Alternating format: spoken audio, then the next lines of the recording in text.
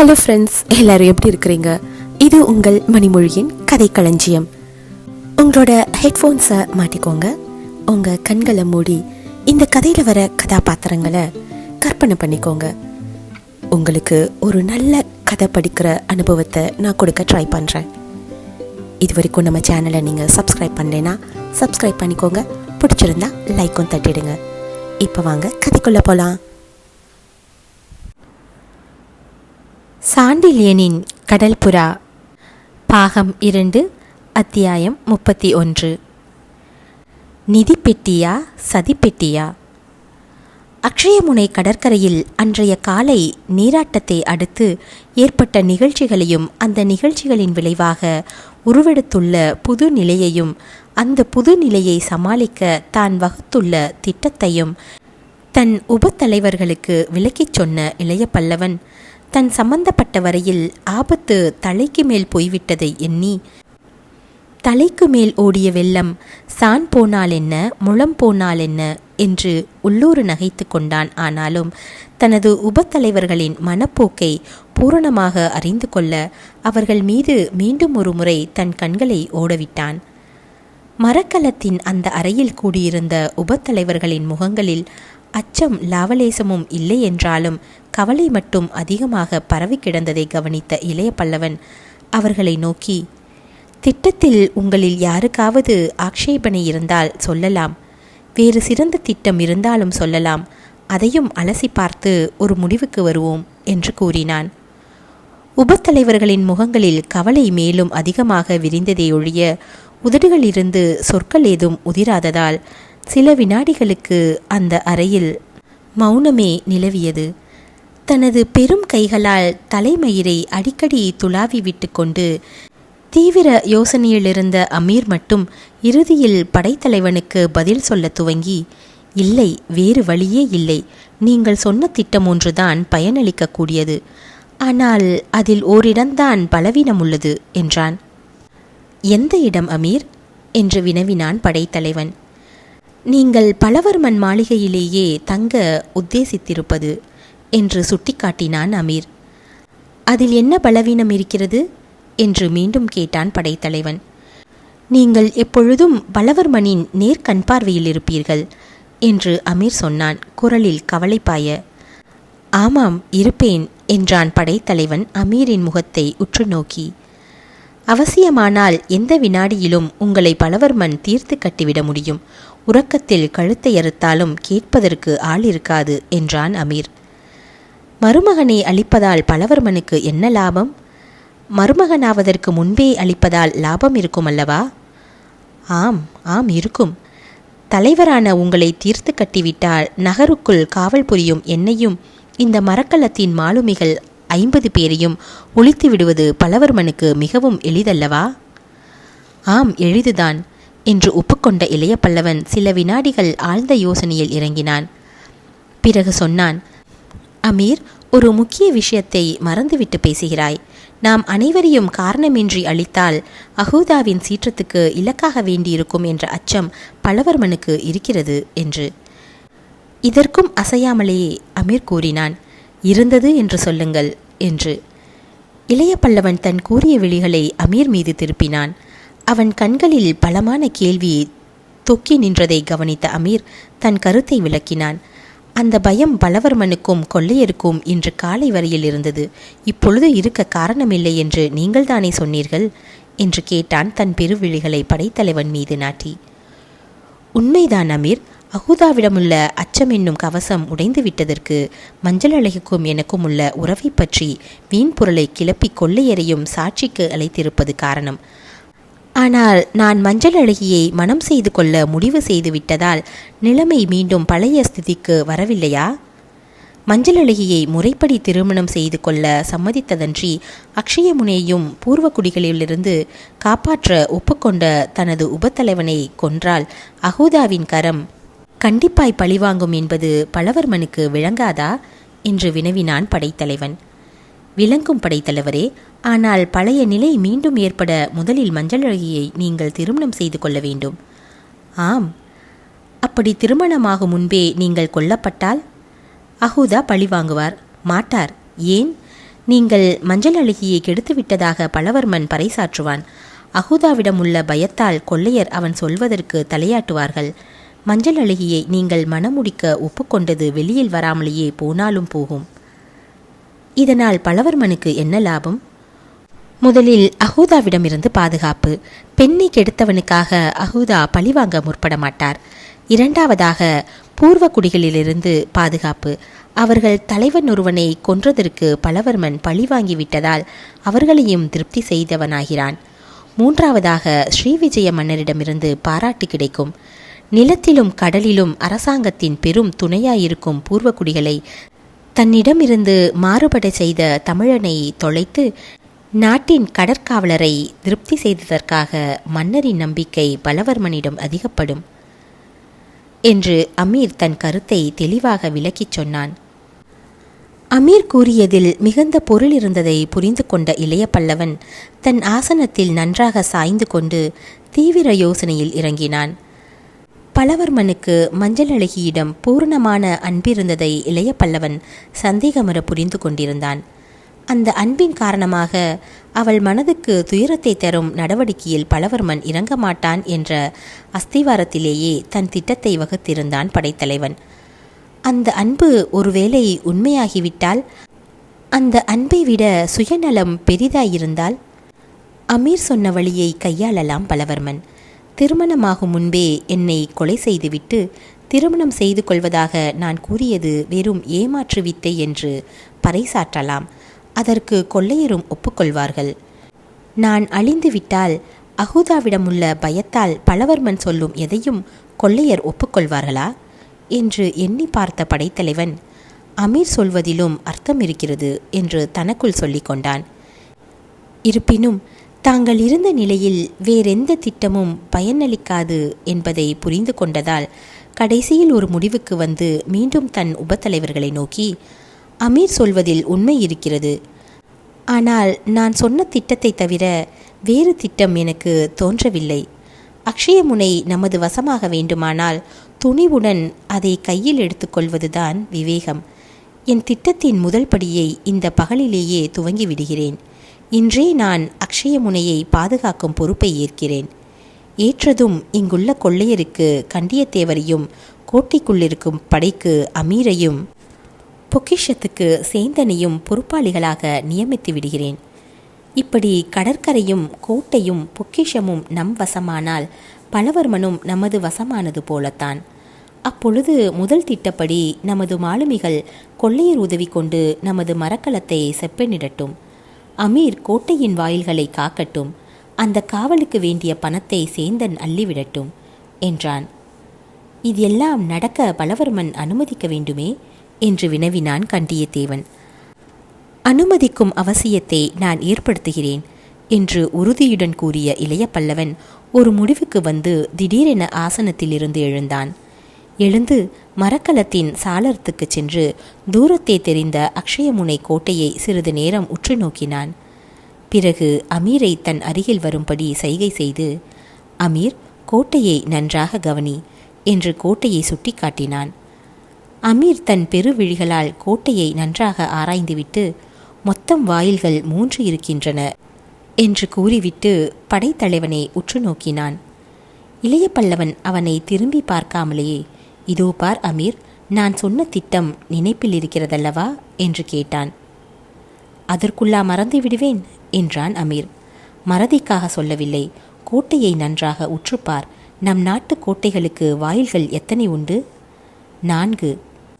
ஆமாம், ஆனால் இங்கே 4வது வாயில் இல்லை. 4வது வாயில் இருக்க வேண்டிய இடத்தில் மதில் பெரிதாக இருக்கிறது. ஆம், அதை அடுத்து பகிட்பாரிசான் மலைக்காடு இருக்கிறது. ஆம், பூர்வக்குடிகள் வரும் வழி அது என்று நினைக்கிறேன். ஏன்? பூர்வக்குடிகள் காட்டுவாசிகள். தவிர இந்த நகரத்தின் மீது கண்ணோட்டம் வைக்க ஒன்றுதான் இடம். அங்கு எப்பொழுதும் பூர்வக்குடிகளின் நடமாட்டம் இருக்கும் என்று நினைக்கிறேன். இருக்கலாம். ஆகவே அந்த பகுதியில் காவலை பலப்படுத்திக்கொள். கோட்டையின் கடற்கரை வாயிலையும் மற்ற வாயிலையும் நான் கவனித்துக் கொள்கிறேன். அதற்கு நாம் இருவரும் என்று இழுத்தான் அமீர். உயிருடன் இருந்தால்தான் முடியும்.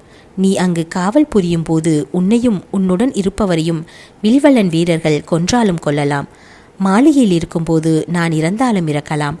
இந்த இரண்டையும் 2 நாட்களுக்கு நாம் தவிர்த்து கொண்டால் நமது கால் அக்ஷயமுனையில் பலமாக ஊன்றிவிடும்.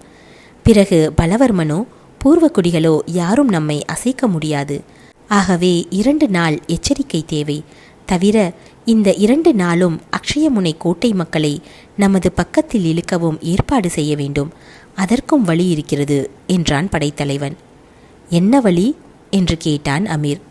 பொறுத்துப்பார் அமீர் என்று கூறிய இளைய பல்லவன் மற்ற உபத்தலைவர்களை நோக்கி, உபத்தலைவர்களே, நானும் சேந்தனும் இன்னும் சில நாளிகைகளில் கோட்டைக்குள் செல்லப் போகிறோம். என்னிடம் இருந்து செய்தி வரும் வரை நீங்கள் யாரும் மரக்கலத்தை விட்டு நகர வேண்டாம் என்று கூறிவிட்டு, சேந்தா, நீயும் நம்மிடம் உள்ள 6 பெட்டிகளும் என்னை தொடர வேண்டும். அதற்கு வேண்டிய மாலுமைகளை பொறுக்கிக்கொள் என்று சேந்தனை நோக்கி உத்தரவிட்டான். 6 பெட்டிகளுமா என்று வாயை பிளந்தான் சேந்தன். ஆம், 6 பெட்டிகளும் தான். ஒன்று கூட மரக்கலத்தில் இருக்க வேண்டாம் என்று திடமாக உத்தரவிட்டான் இளைய பல்லவன். சேந்தன் முகத்தில் பெரும் சோகம் மண்டி கிடந்தது.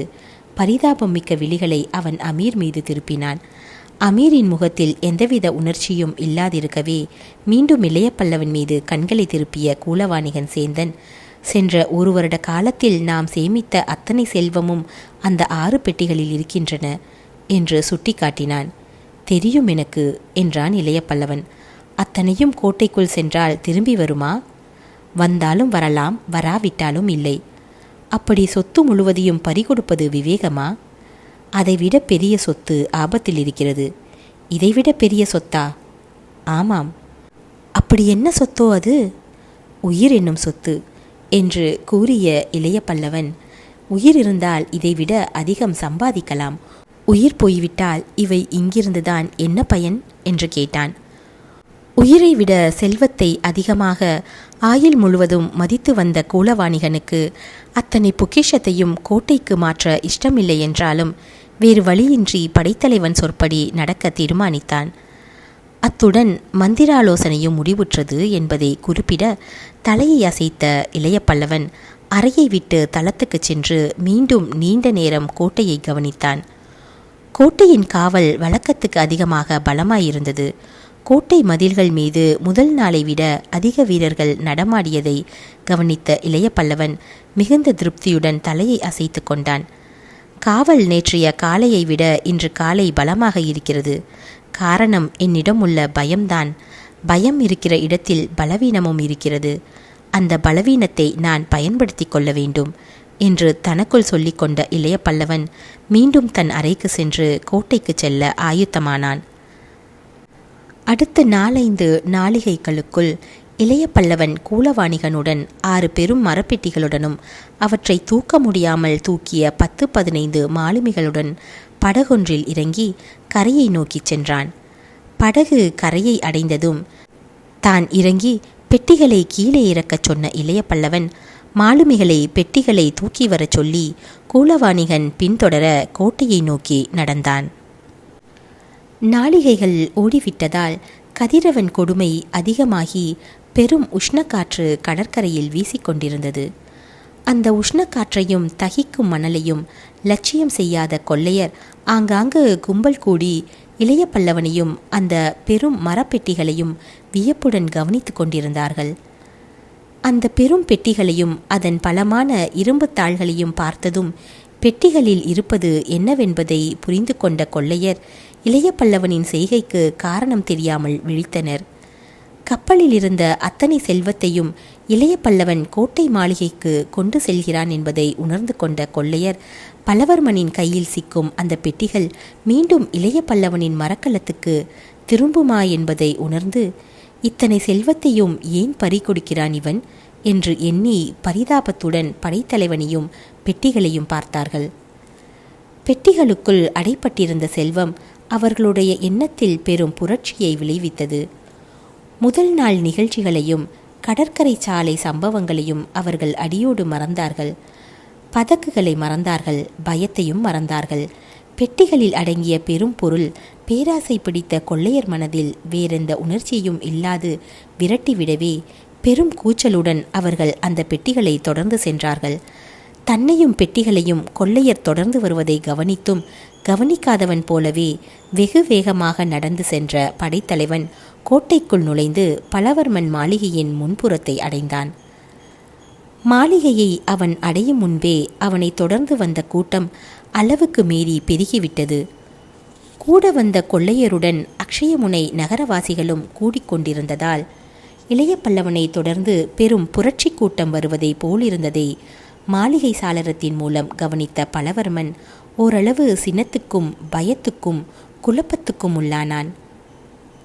அந்த குழப்பம், பயம், சினம் இவற்றுடன் திடுதிடுவென்று மாளிகை வாயிலை அடைந்த பலவர்மன் அங்கிருந்த நிலைமையை கவனித்தான். நிலைமை தனக்கெதிராய் பெரிதும் உருவெடுத்து விட்டதாக புரிந்து கொண்டதால் மிகவும் கலங்கவும் செய்தான். கூரிய அறிவு படைத்த பலவர்மன் இளைய பல்லவன் எந்த யோசனையுடன் பெட்டிகளை கொண்டு வந்திருக்கிறான் என்பதை புரிந்து கொண்டதால் உள்ளூர திகிலும் அடைந்தான். அந்த திகிலை உச்சநிலைக்கு கொண்டு செல்லும் ஒரு நூதன பணியில் அடுத்த வினாடி இறங்கினான் இளைய பல்லவன். அந்த பணி பலவர்மன் திட்டங்களை வினாடி நேரத்தில் சுக்கல் சுக்கலாக உடைத்தெறிந்தது. இளைய பல்லவனின் பிடியில்தான் பலமாக சிக்கிக் கொண்டு விட்டதை உணர்ந்த பலவர்மன் இளைய பல்லவனை சுடும் விழிகளால் நோக்கினான். இளைய பல்லவன் முகத்தில் எந்தவித கலவரமோ குழப்பமோ இல்லை. அவன் உதடுகளில் இகழ்ச்சி புன்முறுவல் தவழ்ந்து கிடந்தது. தங்கள் அடிமையின் காணிக்கை இதோ என்று மரப்பெட்டிகளை சுட்டிக்காட்டிய அவன் சொற்களிலும் இந்த இகழ்ச்சி பூரணமாக மண்டி கிடந்தது. பலவர்மன் கண்ணெதிரே அந்த 6 பெட்டிகளில் ஒன்று பெரிதாக காட்சியளித்தது. அது நிதி பெட்டியா அல்லது தன்னை கவிழ்க்க வந்த சதி பெட்டியா என்று யூகிக்க முடியவில்லை பலவர்மனுக்கு. 31ஆம் அத்தியாயம் முடிவு பெற்றது. சாண்டில்யனின் கடல் புறா பாகம் 2 அத்தியாயம் 32. வணங்காத தலை இணங்காத குரல். வெளியே பெரும் புரட்சி கூட்டம் போல் வந்து கொண்டிருந்த கொள்ளையர் குலத்தையும் நகர மக்கள் கும்பலையும் இளைய பல்லவன் தனது மாலுமிகள் தலையில் தூக்கி வந்த 6 பெட்டிகளையும் மாளிகை சாளரத்தின் மூலமே கவனித்து விட்டதால் வெகு வேகமாக மாளிகை வாயிலை அடைந்த அக்ஷயமுனை கோட்டை தலைவனான பலவர்மன் தன் காலடியில் இறக்கப்பட்ட அந்த 6 பெட்டிகளும் பெரும் நிதி பெட்டிகள் என்பதை அறிந்ததும் தனது திட்டங்கள் அனைத்தையும் இளைய பல்லவன் சுக்கல் சுக்கலாக உடைத்தெறிந்து விட்டதை உணர்ந்து அந்த 6ம் நிதி பெட்டிகளா அல்லது தன்னை கவிழ்க்க வந்த சதி பெட்டிகளா என்பதை அறிய முடியாமல் கலங்கினான் என்றால் அதற்கு காரணம் இருக்கத்தான் செய்தது. அந்த காரணத்தின் ஆரம்ப பலனும் உடனே கிடைக்கும்படியான செயலில் இளைய பல்லவனும் அடுத்த வினாடி இறங்கிவிடவே தன்னை விட பல மடங்கு அதிக புத்தி கூர்மையும் தந்திரமும் படைத்த மனிதனை தான் சமாளிக்க வேண்டிய அவசியத்தை புரிந்து கொண்ட பலவர்மன் உள்ளூர கலங்கினாலும் உணர்ச்சிகளை அடக்கிக் கொள்வதில் பெரும் திறமை படைத்தவனாதலால் முகத்தில் ஓரளவு மகிழ்ச்சிக்குரியையே சில வினாடிகளுக்குள் தவள விட்டு கொண்டான். மாளிகை வாயிலுக்கு பலவர்மன் வந்ததுமே அவன் காலடியில் நிதி பெட்டிகளை இறக்கச் சொல்லி மாலுமிகளுக்கு கட்டளையிட்ட இளைய பல்லவன் பலவர்மன் முகத்தில் ஆரம்பத்திலிருந்த குழப்பத்தையும் பிறகு நிலவிய மகிழ்ச்சி சாயையும் கடைக்கண்ணாலேயே கவனித்து உணர்ச்சிகளை அடக்கிக் கொள்வதில் பல்லவர்மனுக்கு இருந்த ஆற்றலை பற்றி உள்ளூர வியந்து கொண்டதன்றி அந்த ஆற்றல் வெளியே சொற்களின் மூலம் பிரதிபலிக்க இடம் கொடாமல் திறவுங்கள் பெட்டிகளை என்று தனது மாலுமிகளுக்கு உத்தரவுமிட்டான். அவன் உத்தரவுப்படி சரேல் என பெட்டிகளின் மூடிகள் திறக்கப்பட்டதும் கூட்டத்திலே ஏற்பட்ட பெரும் மாறுதலையும் இளைய பல்லவன் கவனிக்கவே செய்தான். ஆகையால் எதிர்பார்த்தது முடிந்துவிட்டது என்ற காரணத்தால் உள்ளே உவகையும் கொண்டான். மனிதர்களின் எண்ணங்களை எடை போடுவதில் நிகரற்ற வல்லமை படைத்த இளைய பல்லவன் பணம் என்றால் பிணமும் வாயை திறக்கும் என்ற பழமொழி எத்தனை உண்மையானது என்பதை எண்ணி எண்ணி உள்ளுக்குள் சிரித்து கொண்டான். மூடிகள் திறக்கப்பட்ட 6 பெட்டிகளுக்குள்ளிருந்த மேல் நோக்கி விழித்த பெரும் செல்வத்தை கண்ட கொள்ளையர் கூட்டமும் நகர மக்கள் கும்பலும் நீண்ட நேரம் திகைத்தே நின்றனர். அவர்கள் ஆயுளில் கண்டிராத செல்வம், பல வகை நகைகள், பல வகை நவமணிகள், பல வகை நாணயங்கள், ஏதேதோ பண்டங்கள், பாத்திரங்கள் இவை அனைத்தும் கண்ணுக்கெதிரே மின்னியதும் பெரும் பிரமையை அடைந்தது கூட்டம். விழித்த கண்கள் விழித்தபடி நின்றன. திறந்த வாய்கள் திறந்தபடி இருந்தன. கை கால்கள் கூட அசைவற்று சில வினாடிகள் ஸ்தம்பித்து விட்டன. ஏதோ அணுகத்தகாத பெரும் புதையலை கண்டு பயப்படுபவர்கள் போல் அருகில் நின்ற கொள்ளையர் கடைசியில் சற்றும் பின்னும் அடைந்தனர். 6 பெட்டிகளில் ஒன்றில் தங்க நாணயங்களும் வெள்ளி நாணயங்களும் கலந்து வழிந்தன. இன்னொன்றில் வைர, கோமேதக, நீல வைடூரிய மாணிக்கங்களும் அவை பதிக்கப்பட்ட பற்பல ஆபரணங்களும் நிரம்பி நின்றன. மற்றொரு பெட்டியில் மன்னர் மாளிகையிலிருந்து கொண்டு வரப்பட்ட பற்பலவித தங்க வெள்ளி பாத்திரங்கள் காட்சியளித்தன. இன்னொரு பெட்டி பட்டுகளாலும் பீதாம்பரங்களாலும் நானாவித வண்ண சேலைகளாலும் நிரம்பி கிடந்தன. கடைசி 2 பெட்டிகளில் வாள்கள், குறுவாள்கள், கேடயங்கள் இவைதான் இருந்தனவென்றாலும் ஒவ்வொரு குறுவாள் பிடியிலும் வாள் பிடியிலும் கேடய சக்கரங்களிலும் பதிக்கப்பட்டிருந்த மணிகளும் செய்யப்பட்டிருந்த வேலைப்பாடுகளும் அவை ஒவ்வொன்றும் மன்னர்கள் அரண்மனையிலும் மந்திரிகள் படைத்தலைவர்கள் இல்லங்களிலும் இருக்கத்தக்கவை என்பது சந்தேகமற தெரிந்தது. அந்த பெட்டிகள் தந்த காட்சியைக் கண்டு அதிர்ச்சியுற்று நின்றது எதிரே இருந்த கும்பல் மட்டுமல்ல, அக்ஷயமுனை கோட்டை தலைவனான பலவர்மனும் அச்சமுற்று அவற்றை நோக்கினான். எதிரே வாயை பிளந்து கொண்டு நின்ற கொள்ளையரை மரக்கலங்களில் அனுப்பி பல நாட்களாக தான் கடலில் சம்பாதித்த கொள்ளை பொருட்களை விட 10 மடங்கு அதிக மதிப்பு பெற்ற பெரும் செல்வம் தன் கண்முன்னே விரிந்ததும் அச்சம் அவன் இதயத்தில் எழுந்ததற்கு காரணங்கள் 2 இருந்தன. ஒன்று, அபரிமித செல்வம் தன் கண்முன்னே எழுந்தது. இன்னொன்று, அந்த செல்வத்தை கொள்ளையரும் மற்றோரும் கண்டதால் தன் திட்டத்தில் ஏற்பட்ட பெரும் தோல்வி. எதிரே வாயை பிளந்து கொண்டு பிரமித்து நின்ற கொள்ளையர் இனி எந்த காரணத்தை முன்னிட்டும் இளைய பல்லவனுக்கு எதிராக திரும்ப மாட்டார்கள் என்பதை தனது ஒரே பார்வையால் தீர்மானித்து கொண்ட பலவர்மன் தான் மிகுந்த எச்சரிக்கையுடன் நடந்து கொள்ளாவிட்டால் இளைய பல்லவன் தனது பிடியில் சிக்குவதற்கு பதில் தான் இளைய பல்லவன் பிடியில் சிக்க வேண்டியிருக்கும் என்பதை சந்தேகமற புரிந்து கொண்டான். நிதி பெட்டிகளை கொண்டு வந்ததற்கும் மாளிகை வாயிலில் அந்த கூட்டத்திற்கு முன்னால் அவற்றை இளைய பல்லவன் திறந்து காட்டியதற்கும் காரணம் கொள்ளையரையும் நகரத்தாரையும் பிரமிக்க அடித்து தன் வசப்படுத்தி கொள்ளவே என்பதையும் பலவர்மன் உணர்ந்து கொண்டான். முதல் நாள் நாட்டியத்திற்கு முன்பாக சீலைகளையும் ஆபரணங்களையும் கொள்ளையருக்கு அவர்கள் துணைவியார்களுக்கும் பரிசளித்ததிலிருந்து அவனிடம் பெரும் பிரமை பிடித்திருந்த கொள்ளையர் நாட்டியத்திற்கு பிறகு ஏற்பட்ட நிகழ்ச்சிகளாலும் பூர்வகுடிகளிடமுள்ள கிளியாலும் சிறிது மாறுபட்டிருந்தாலும் மஞ்சள் அழகியும் இளைய பல்லவனும் தனித்திருந்ததை சுட்டிக்காட்டி படைத்தலைவன் நடத்தையிலும் உண்மை எண்ணத்திலும் அவர்களுக்கு தான் சற்று சந்தேகத்தை விளைவித்திருந்தாலும் அந்த கிளி சந்தேகம் அனைத்தும் பணத்தை கண்ட மாத்திரத்தில் பறந்துவிட்டதென்பது அவர்களின் முகபாவத்தில் தெல்லென விளங்கியதையும் கண்டான் பலவர்மன். அப்படி கண்டதால் தன் செல்வாக்கு பெரிதும் மங்கிவிட்டதையும் இளைய பல்லவன் மதிப்பு அவர்களிடம் ஓங்கிவிட்டதையும் கூட புரிந்து கொண்டு மனிதர்களை மாற்றுவதில் செல்வத்துக்குள்ள திறமையைக் கண்டு உள்ளூர வியக்கவும் செய்தான். அந்த வியப்பை மேலும் உயர்த்த இளைய பல்லவன் பலவர்மனை நோக்கி, கோட்டையின் காவலரே, அகூதாவிடம் ஓராண்டு உபத்தலைவனாயிருந்த நான் சம்பாதித்த செல்வம் இது. சரியாக மதிப்பீடு செய்பவர்கள் மட்டும் இங்கிருந்தால் இதை கொண்டு ஒரு பெரும் அரசை விலைக்கு வாங்கலாம் என்பதை உணர்த்துவார்கள். அப்படி மதிப்பீடு செய்ய இங்கு யாரும் இல்லை என்றால் இதோ இருக்கும் எங்கள் நாட்டு கூலவாணிகன் சேந்தன் அவற்றின் மதிப்பை கூறுவான் என்று சொன்னான். அப்படி சொல்லிக்கொண்டே அந்த பெட்டிகளில் ஒன்றிலிருந்த ஒரு பெரும் மாணிக்கத்தை எடுத்து தன் கட்டை விரலாலும் ஆள்காட்டி விரலாலும் அதை சூரிய வெளிச்சத்தில் பளபளக்க விட்டு அது எழுப்பிய செங்கதிர்களை அனைவருக்கும் காட்டிக்கொண்டே, சேந்தா, இந்த மாணிக்கம் என்ன பெருமானம் உள்ளது என்று வினவினான். சேந்தனின் ஆராய்ச்சி கண்கள் அந்த மாணிக்கத்தை பயபக்தியுடன் பார்த்தன. ஸ்ரீவிஜயத்தின் தங்க நாணயங்களில் 5000 நாணயங்கள் பெறும் என்றான் அவன் சில வினாடிகளின் ஆராய்ச்சி பார்வைக்கு பிறகு.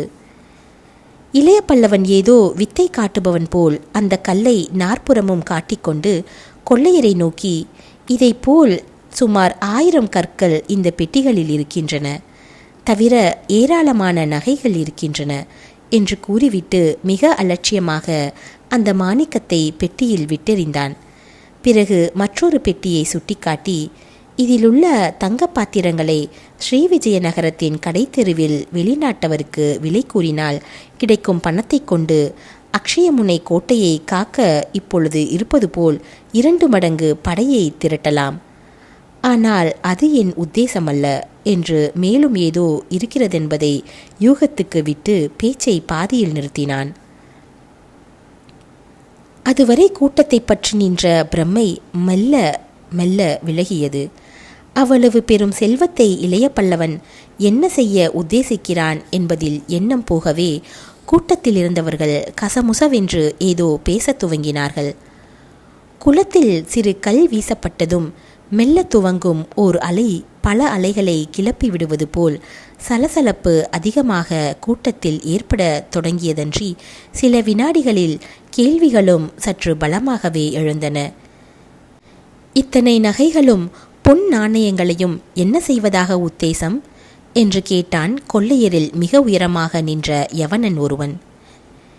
இவற்றை இருக்க வேண்டிய இடத்தில் வைத்து செய்ய வேண்டிய பணிக்கு உபயோகப்படுத்துவதாக உத்தேசம் என்றான் இளைய பல்லவன் அந்த யவனன் மீது கண்களை திருப்பி. இருக்க வேண்டிய இடம் எது, செய்ய வேண்டிய பணி எது? கொள்ளையர் கூட்டத்தில் நின்ற அரபு நாட்டான் ஒருவன் இந்த கேள்வியை வீசினான்.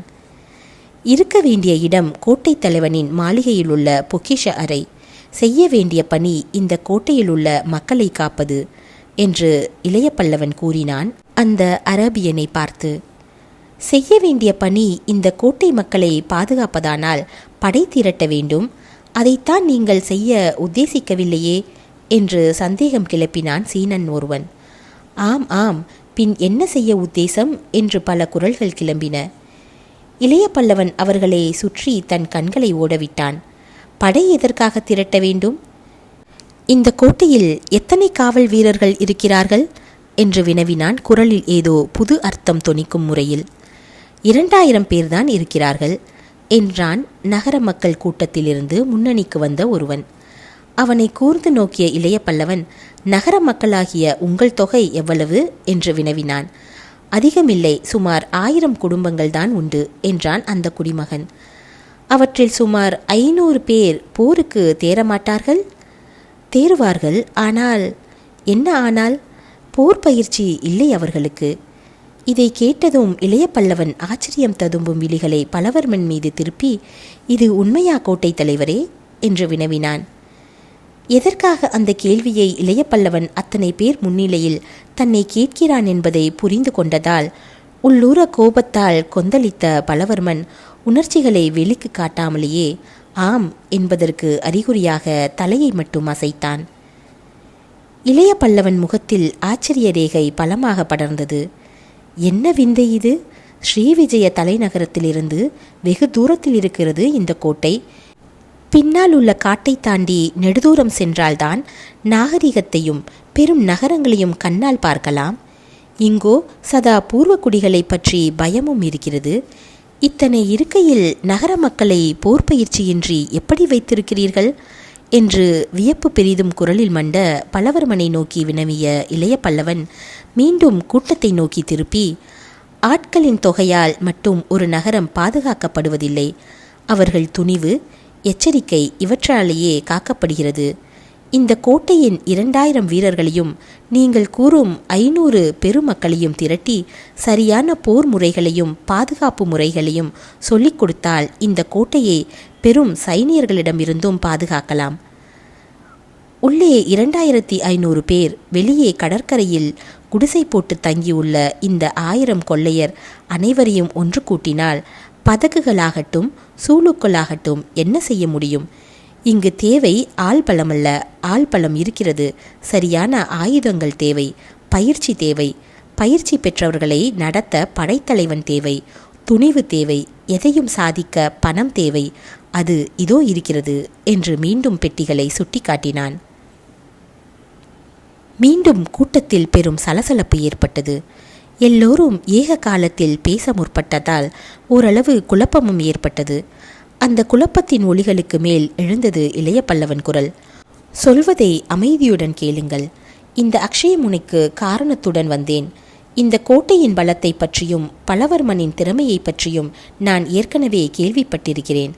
ஆகவே அத்தகைய ஒரு சிறந்த தளபதியின் கீழ் எனது வாழ்வை வளப்படுத்திக் கொள்ள தீர்மானித்தேன். இங்குள்ள கொள்ளையரை பற்றியும் கேள்விப்பட்டேன். அவர்கள் செல்வம் பறிபோவது, பூர்வக்குடியால் ஏற்படும் அட்டகாசம், அதனால் வருஷா வருஷம் நடக்கும் கொலைகள் அனைத்தையும் கேள்விப்பட்டேன். இங்கு கொலைகள் விழாமல் தடுத்து இந்த தளத்தை இங்குள்ள மக்களை கொண்டு பலப்படுத்த முடியுமானால், திரைக்கடலோடும் கொள்ளையர் படை சரியான கடற்படையாக மாற்றப்படுமானால் இங்கு செல்வமும் அமைதியும் கொளிக்கும் என்று தீர்மானித்தேன். நிலத்திலும் நீரிலும் இது ஸ்ரீவிஜயத்தின் பெரும் பாதுகாப்பாக அமையும் என்பதையும் முடிவு செய்தேன். என் எண்ணங்களை நிறைவேற்றவே இங்கு வந்தேன். முதலில் கடற்கரையில் கொள்ளையர் மத்தியில் குடிசையிட்டு உறையவும் என் மரக்கலத்தை செப்பினிடவும் எண்ணினேன். ஆனால் நிகழ்ச்சிகள் என் எண்ணங்களை அதிதுரிதமாக மாற்றிவிட்டன. விதியின் கரங்கள் என்னை உங்கள் கோட்டைக்குள் பிடித்து தள்ளின. ஆகவே நான் சம்பாதித்த முழு செல்வத்தை உங்கள் நலனுக்கும் இந்த கோட்டையின் நலனுக்கும் செலவிட முடிவு செய்தே இந்த பெட்டிகளை இங்கு கொண்டு வந்தேன். உங்களுக்காக இந்த 6 பெட்டிகளையும் பல்லவர்மனிடம் ஒப்படைக்கிறேன் என்று சற்று நிறுத்திய இளைய பல்லவனின் பேச்சு கூட்டத்தின் பெரும் கூச்சலில் மூழ்கியது. கூச்சலை கையமர்த்தி அடக்கிய இளைய பல்லவன், ஆனால் ஒரு நிபந்தனை என்றான். என்ன நிபந்தனை? உணர்ச்சிகளை வெளிக்கு காட்டி முதலாக கோபத்துடன் கேட்டான் பல்லவர்மன். இதோ இந்த சேந்தன் உங்கள் பொக்கிஷத்தின் அதிகாரியாயிருப்பான் என்று இளைய பல்லவன் சேந்தனை சுட்டி காட்டினான். இப்பொழுது என்னிடம் உள்ள பொக்கிஷ அதிகாரிக்கென்ன என்றான் பல்லவர்மன் கோபத்துடன். உங்கள் பொக்கிஷ அதிகாரி இதுவரை பணத்தை சேர்த்து வைத்தான், இவன் செலவிடுவான் என்று சுட்டி காட்டினான் இளைய பல்லவன். அவ்வளவு ஊதாரியா? ஊதாரியா? சேந்தனா? ஒரு காலும் இல்லை. பணத்தில் மிகவும் கெட்டி. ஆனால் பூட்டி வைப்பவன் அல்ல. அதை உபயோகிக்கும் முறை இவனுக்கு தெரியும். ஆயுதங்களை தயாரிக்கவும் கோட்டையை பாதுகாக்கவும் இவன் இந்த பணத்தை இங்குள்ள மக்களுக்கே செலவழிப்பான். இளைய பல்லவரே, நீ சொல்வது விளங்குகிறது எனக்கு. உங்கள் கையால் பொக்கிஷத்தை வசப்படுத்திக் கொள்வான். நீங்கள்? கோட்டை காவல் பொறுப்பை ஏற்பேன். எல்லாம் உங்கள் திட்டப்படிதான் நடக்கிறது. என் திட்டமா? பல்லவர்மன் கேள்வி உக்கிரத்துடன் எழுந்தது. ஆம், உங்கள் திட்டம்தான். நடன நிகழ்ச்சியால் பதக்குகள், சூளுக்கள், பகை உங்களுக்கு ஏற்பட்டுவிட்டது. கோட்டை மக்களை காக்க உங்கள் வீரர்களால் முடியாது என்பது உங்களுக்கு தெரியும். ஆகையால் என்னை உங்கள் வலையில் சிக்க வைக்க முயன்றீர்கள். அதற்காக ஏதும் அறியாத உங்கள் மகளையும் என்னையும் கொள்ளையருக்கு சுட்டிக்காட்டி சாட்சியம் சேகரித்தீர்கள். உங்களுக்கு ஏன் அத்தனை கஷ்டம்? அத்தனை பொறுப்பையும் நானே ஏற்கிறேன். பெரும் கோட்டைகளை பாதுகாத்தும் எனக்கு பழக்கமுண்டு, தகர்த்தும் எனக்கு பழக்கமுண்டு என்று பல்லவர்மனை நோக்கி கூறிய இளைய பல்லவன் கொள்ளையரை நோக்கி, உங்களுக்கு சம்மதம்தானே என்று வினவினான். சம்மதம் சம்மதம் என்று கொள்ளையரிடமிருந்து மட்டுமின்றி நகர மக்களிடமிருந்தும் குரல்கள் கிளம்பி வானை பிளந்தன. பல்லவர்மன் உள்ளம் பெரும் எரிமலையாகி கொண்டிருந்தது. இளைய பல்லவன் கூறிய திட்டம் தான் வகுத்த திட்டம் தான் என்றாலும் பெண்ணை மணக்க கட்டாயம் செய்து கோட்டை பாதுகாப்பையும் அவனிடம் ஒப்படைக்கத்தான் திட்டம் வகுத்தது உண்மைதான் என்றாலும் அந்த திட்டத்தில் இளைய பல்லவன் அத்தனை வலுவில் வந்து வேண்டுமென்று விழுந்ததன் காரணம் புரியவில்லை பல்லவர்மனுக்கு. பாலூர் பெருந்துறையில் காஞ்சனாதேவிக்கும் இளைய பல்லவனுக்கும் ஏற்பட்ட உறவை பற்றி வந்த வதந்திகளை அறிந்திருந்த பல்லவர்மன் அத்தனை எளிதில் மஞ்சள் அழகியை மணக்க இளைய பல்லவன் ஒப்புவான் என்பதை எதிர்பார்க்கவில்லை. கலிங்கத்தின் படைப்பலத்தை அழிக்க வந்ததாகவும் அதற்காகவே கடற்படை திரட்ட தன் உத்தேசமென்றும் தன்னிடம் நேரடியாக அறிவித்த இளைய பல்லவன் மறுநாளே கலிங்கத்துடன் நட்பு கொண்டு சோழரிடம் தீரா பகையுள்ள ஸ்ரீவிஜய சாம்ராஜ்யபதியின் கோட்டை தளபதியிடம் பணிபுரிய ஏன் தீர்மானித்தான் என்பது விளங்கவில்லை பல்லவர்மனுக்கு. ஒன்று மட்டும் விளங்கியது அவனுக்கு. ஏதோ பெரும் சூது இளைய பல்லவன் போக்கின் அடிப்படையாக அமைந்துள்ளது என்பதை மட்டும் புரிந்து கொண்டான் பல்லவர்மன். அது என்ன என்பதை உடனே அறிந்து கொள்ள முடியாததால் பொறுத்து பார்க்க முடிவு செய்தான். ஆகவே இளைய பல்லவன் மேற்கொண்டு செய்ய முயன்ற எதையும் அவன் தடை செய்யவில்லை. கோட்டையை பாதுகாப்பதாக இளைய பல்லவன் அந்த கூட்டத்துக்கு உறுதி கூறிவிட்டு நிதி பெட்டிகளை மாளிகைக்குள் எடுத்துச் செல்ல தன் மாலுமிகளுக்கு உத்தரவிட்டதையும் அவன் தடை செய்யவில்லை. மாளிகை தளத்தில் கடற்கரையையும் பரிட்பாரிசான் மலையையும் நோக்கியிருந்த 2 வாசல் அறையை படைத்தலைவன் ஆக்கிரமித்து கொண்டதையும் அவன் தடை செய்யவில்லை. அடுத்த 3 நாளில் கோட்டை பாதுகாப்பில் நடந்த மாறுதல்களையும் அவன் தடுக்கவில்லை. ஆனால் இளைய பல்லவன் நடவடிக்கை ஒவ்வொன்றும் அவன் ஒற்றர்களால் கவனித்து வந்தான். சுமார் 1 வாரம் கழிந்தது. அந்த வாரத்தின் ஒவ்வொரு நாளும் எதையோ எதிர்பார்த்து கொண்டு நள்ளிரவு வரை விழித்து கொண்டே அவன் உட்கார்ந்திருந்தான். வாரம் முடிவடையும் நாள் அது. அந்த நாளிரவில் அவன் எதிர்பார்த்தது நடந்தது. நள்ளிரவு வந்ததும் 2 கோட்டான்கள் தூரத்திலிருந்து பலமாக கூவின. அதை கேட்டதும் பலவர்மன் தன் மஞ்சத்திலிருந்து எழுந்து பெரும் போர்வையொன்றால் தன் தலைக்கு முக்காடிட்டு உடலையும் போர்த்தி கொண்டு மாளிகையின் பின்புறம் சென்றான். அங்கிருந்த மரத்தின் நிழலில் 2 நின்றிருந்தனர். அவர்களில் ஒருவன் பலவர்மனுக்கு தலை வணங்கினான். மற்றொருவன் வணங்காத தலையுடன் அலட்சியமும் கோபமும் நிரம்பிய பார்வையுடன் நின்றிருந்தான். பலவர்மனை கண்டதும் பலவர்மன் கருத்துக்கு சற்றும் இணங்காத குரலில் சொற்களும் அவன் உதடுகளிலிருந்து உதிர்ந்தன. 32ஆம் அத்தியாயம் முடிவு பெற்றது.